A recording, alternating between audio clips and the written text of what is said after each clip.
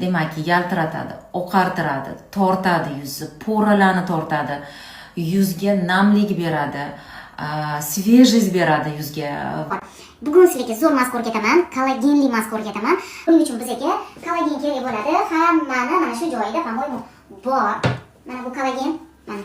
Menda shu kollagen, bilasizlar, ko'p olganman bundan. O'sha paytda juda ham maqtalgan, reklama qilingani uchun kollagenni yomon demayman. Kollagen zo'r gap yo'q, faqat buni ichish qiyinroq, hidi bor. Bir qoshiq, mana o'zini dozirovka, har bitta kollagenda dozirovka beradigan qoshig'i bor.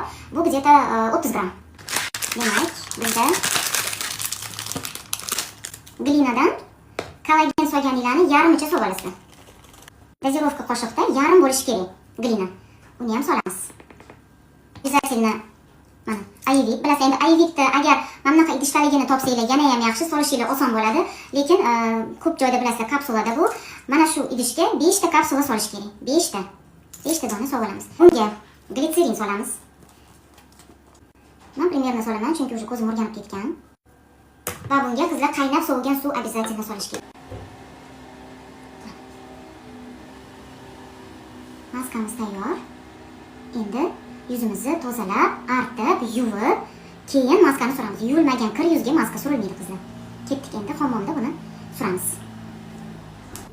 Har qanday maskani qizlar toza yuzga surish kerak. Yuzimni nimada tozaladim, nimalar ishlatganimni keyingi postlarimda обязательно ko'rsataman.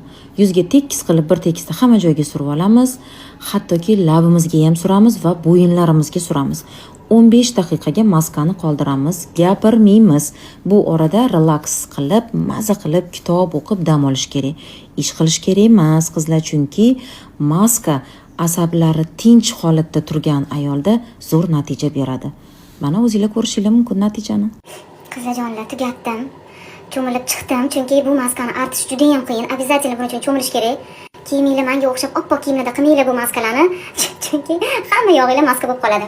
Demak, maskalarni tugatdim. Endi yuzim qanaqa tortib turganini hozir tasavvur ham qila olmaysizlar, ham gapirish qiyin bo'lyapti. Dahshatsi yo'q. Maskani yuvib bo'lganinglardan keyin обязательно mana shu Bipantenni surishinglar shart. Bipanteninglar bo'lmasa, bu maskani qilib o'tirmanglar. Men o'zim tayyorlaydigan mazim bor, bilasizlar, o'sha mazni mana shunaqa idishga solib qo'yganman, katta idishga.